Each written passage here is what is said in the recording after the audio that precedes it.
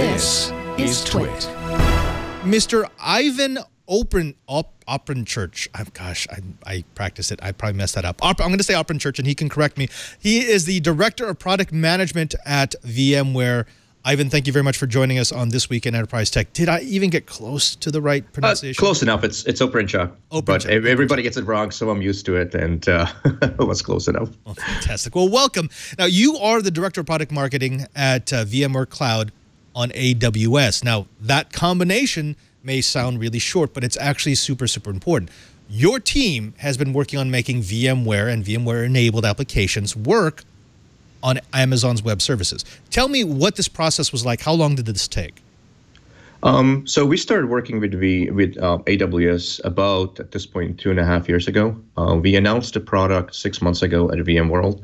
So before, between VMworld and the initial time we started working on it, it was about 1.5 years worth of development.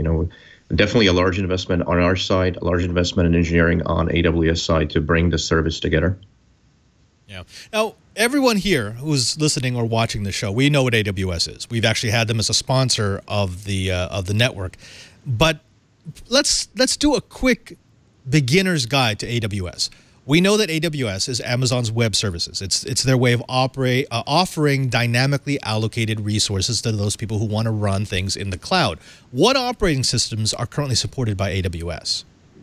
So VMware Cloud and AWS, the software stack itself is based on vSphere, and actually it includes VMware NSX and VMware vSAN. But because it's based on vSphere, the operating systems that it supports are the same operating systems that vSphere supports on premises. So you get all your usual flavors of Windows, Linux, and even Unix. Right. And can we do thin apps like I can with my SaaS applications? Yeah, absolutely. There is no restrictions in terms of what type of applications are running on VMware Cloud and AWS. This is a infrastructure as a service, so you can deploy applications that serve up 10 clients, applications that have mobile clients. Even recently, we announced a desktop as a service in a preview mode, so you can actually run desktop-based applications from within VMware Cloud and AWS. Right.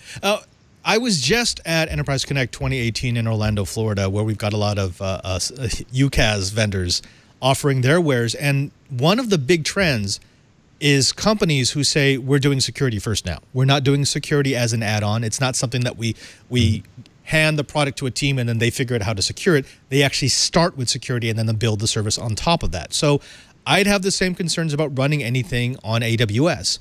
What kind of security can I build into a service that I run on Amazon's cloud? Absolutely. So we take security very seriously, as any of the other vendors in public cloud would.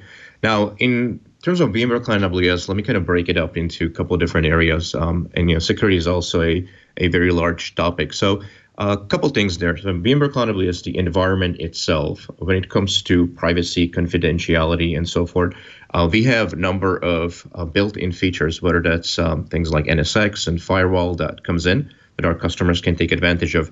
But also because it's a vSphere-based environment, customers can bring in their own favorite security tools and security products. So be it something like Palo Alto Firewall or Trend Micro Deep Security, all those products, all those third-party products that are typically running and helping with security are supported on VMware Cloud and AWS. So that's on that kind of confidentiality, privacy, detection, and authorization level. When it comes to user authentication, we are using we have a built-in restricted privilege model. So there's certain things within the infrastructure that we do not give the administrators or users of the environment access to. Those are managed by the VMware. And what this ensures is that VMware takes care of all the infrastructure security, and the users, the application developers, or the infrastructure teams that are interacting with the service then only worry about running the applications and security applications.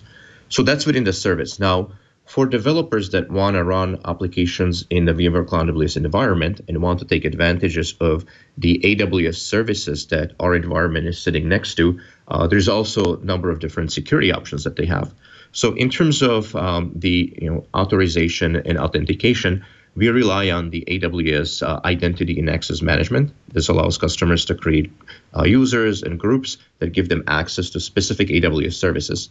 Now, in terms of securing the confidentiality privacy of communication with these services, customers can take advantages of a lot of the VPC features that are available, whether it's firewalls, whether that's using TLS to encrypt communication with the AWS service to workloads that are running in VMware Cloud and AWS.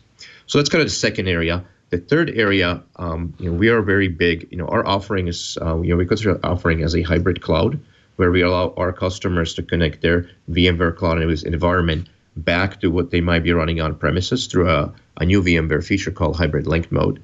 Now, when it comes to the hybrid link mode, the connectivity back on premises is secured through your usual VPN type of mechanisms. Again, customers can use firewalls of their choice.